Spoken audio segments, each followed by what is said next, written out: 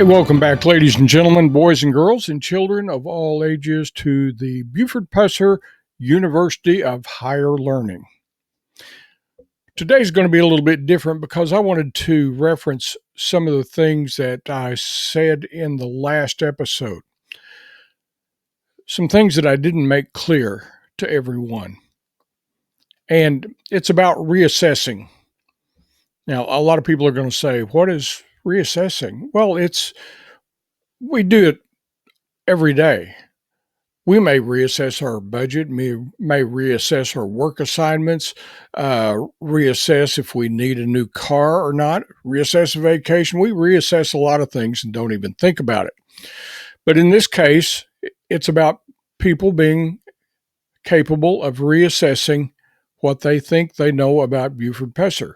And when I say what they think they know, that is one thing I always try to get across to people.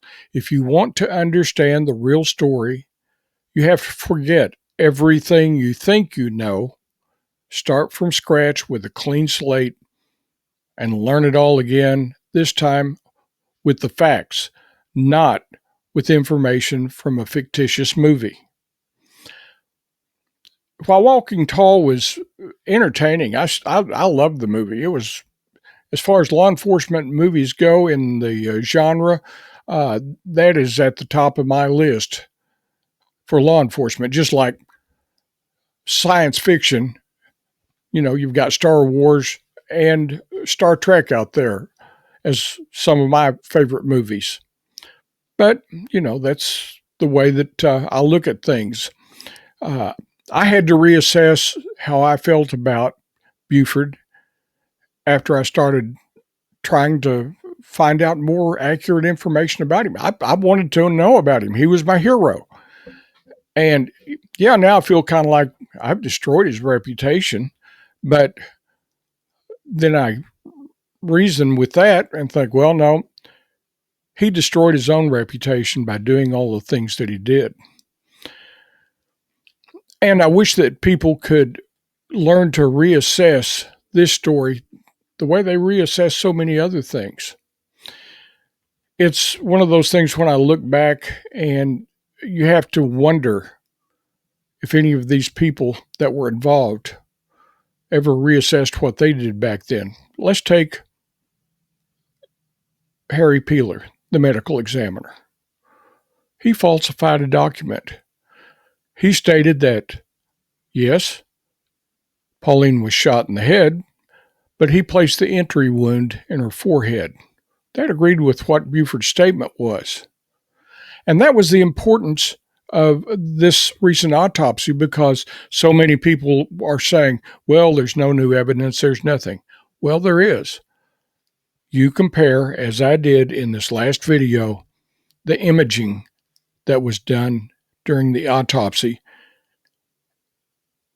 and the notes from the forensic examiners, the anthropologists, all the people that were involved in this.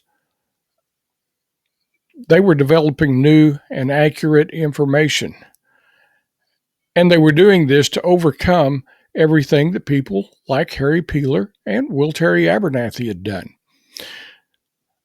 Harry Peeler, on a state-sanctioned document, lied about the entry wound. We know that now because the imaging shows differently. It shows she was shot in the back of the head, not in the forehead.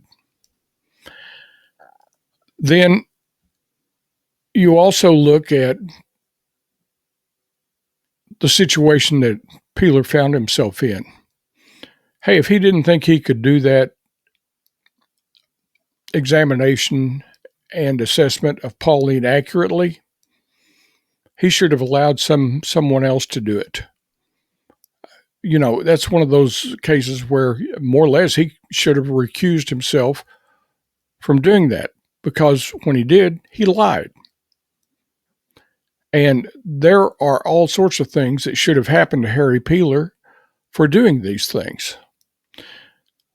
But let's move on to Will Terry Abernathy, the prosecutor.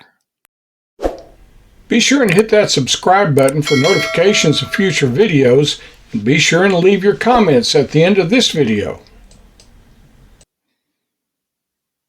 Like I've covered in a previous episode, Jim Moffitt said that he knew Buford had beaten Pauline just 3 days before she was killed.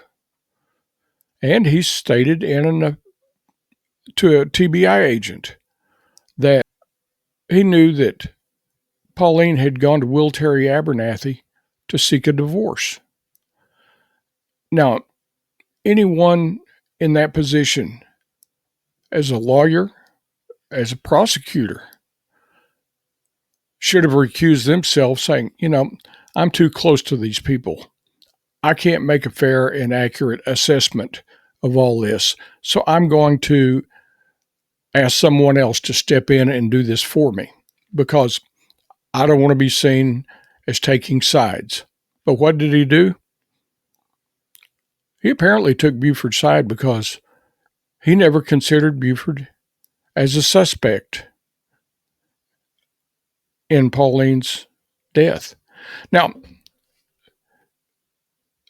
you consider what he's done. He's withheld information from a tribunal being a judge, a jury, a trial. He had things he knew that he should have told.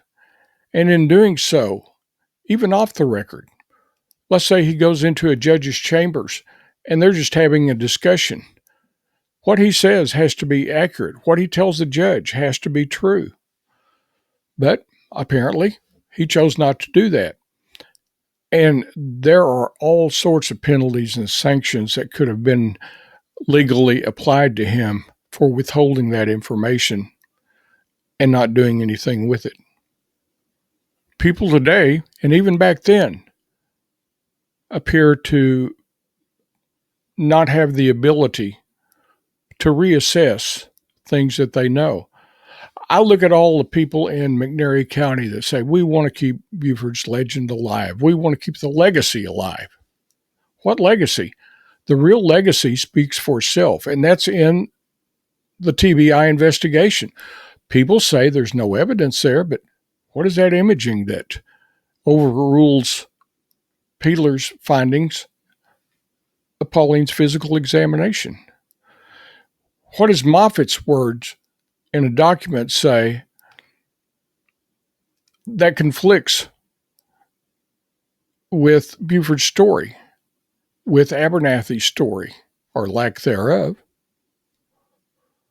It's sad that people can't grow up, smell the coffee, and have the ability to look at something and say, it's not what I thought it was.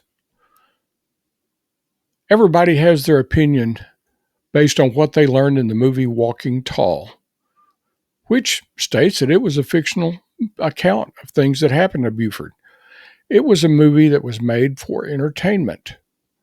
And there's a difference between a movie made for entertainment and a documentary. Walking Tall was not a documentary. Very little of it was actually true. Yeah, they based it on a few events. He killed Louise Hathcock. In the movie, he did it in a crowded bar room. In reality, he did it in a private living quarters. That's what a documentary would show, would be it being done as it actually occurred in a private living quarters. Whereas a movie for entertainment value did it in a crowded bar. So, and there were lots of scenes like that in the movie that were just totally fictitious. Most of the movie was fictitious. I would say at best that it's only 15% accurate. That's it, the best. And yet people want to reference things they saw in the movie as if it were true when it obviously was not.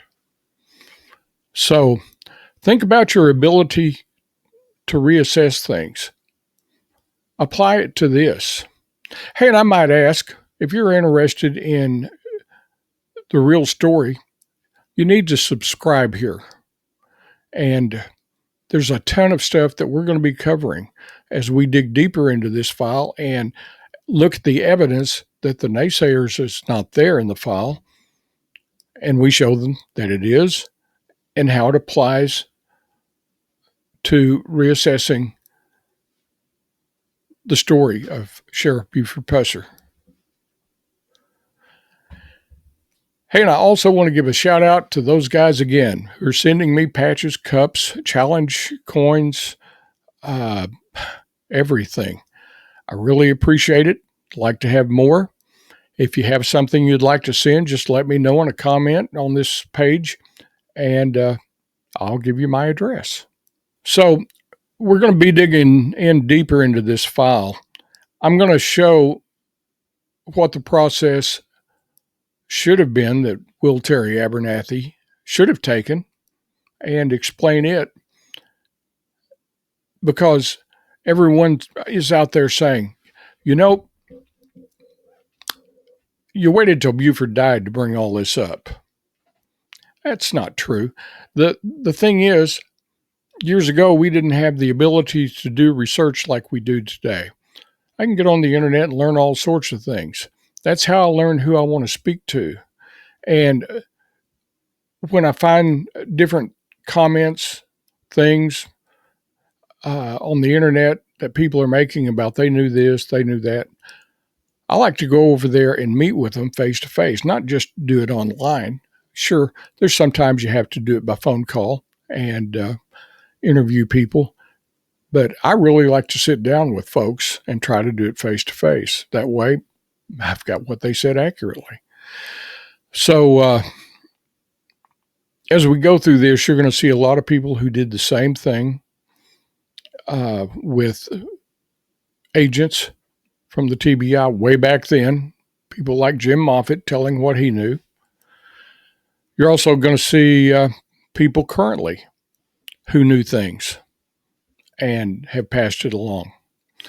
So that's the importance of all this, is just really getting in, because I think in the long run, we're going to learn that Buford was in a darker spot than any of us ever imagined. So I'm going to cut this off for now. Just end, as I always do, by saying truth has no agenda. Thanks for watching. Be sure and subscribe. Hit that subscribe button. And I'll end it with, finally, justice for Pauline.